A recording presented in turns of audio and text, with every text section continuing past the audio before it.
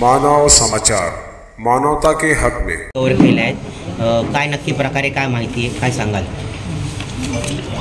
याच्यामध्ये दोन आरोपी नासिर पठाण आणि दुसरा शाहरुख शाह यांनी सदरच्या रिक्षा चोरलेल्या आहेत। जवळजवळ आमच्या टीमला मानपाडा पोलीस स्टेशनचे सिनियर PI श्री कदमाने, PI चोपडे, PI गुंड आणि DBचा स्टाफ या रिक्षा रिकव्हरीमध्ये DBचे PI आंधळे आणि त्यांची टीम यांनी हे काम केलेलं आहे। जवळजवळ 7 रिक्षा रिकवर केलेल्या आहेत। पैकी 5 रिक्षांचे गुन्हे मानपाडा पोलीस स्टेशनचे 2, बाजारपेठ, हिल लाईन आणि महात्मा फुले पोलीस स्टेशन या ठिकाणी असे एकूण 5 चोरीच्या रिक्षाबाबतचे गुन्हे दाखल आहेत।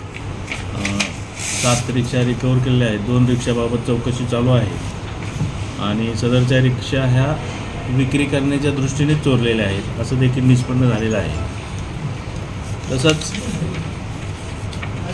मानपाडा पोलीस स्टेशनला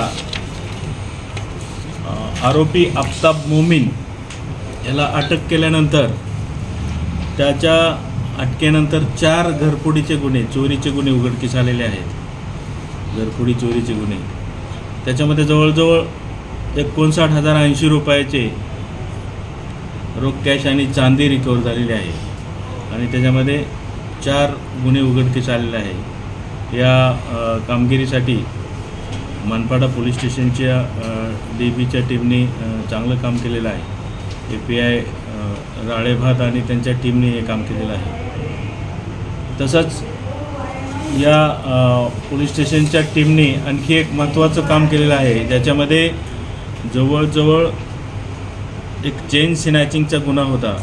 याच्यामध्ये 4 आरोपींना अटक करून आरोपी स्वप्नील माधवानी, कलीम शेख, जावेद शेख आणि इरफान शेख या 4 आरोपींना, हे कळवा मुंब्रा परिसरात राहणारे आहेत, या 4 आरोपींना अटक करून चेन स्नॅचिंगमधील गेला माल 6 तोळे, त्याच्यापैकी जवळजवळ 4 तोळे सोनं 1,15,000चं रिकवर करण्यात मानपाडा पोलीस स्टेशनचे PI राळेभात आणि त्यांच्या टीमला यश आलेलं आहे। त्याचबरोबर त्यांनी दुसरा एक घरफोडीचा गुन्हा आरोपी राहुल घाडगे याला अटक करून जवळजवळ 60,000 रुपयाची घरफोडीतील गेल्या मालाची रिकव्हरी केलेली आहे। अशा प्रकारे साधारण हे 3 ते 4 गुन्हे मागील 15-20 दिवसापासून या वेगवेगळ्या 3 टीमनं बंदोबस्ताचा कालावधी असतानाही वेळात वेळ काढून डिटेक्ट केलेला आहे। त्यामुळे त्या टीमचं कौतुक आणि यापुढे देखील त्यांना प्रोत्साहन म्हणून आम्ही त्यांना सतत मार्गदर्शन आणि त्यांच्या दोन्ही कामगिरी करून घेत आहोत।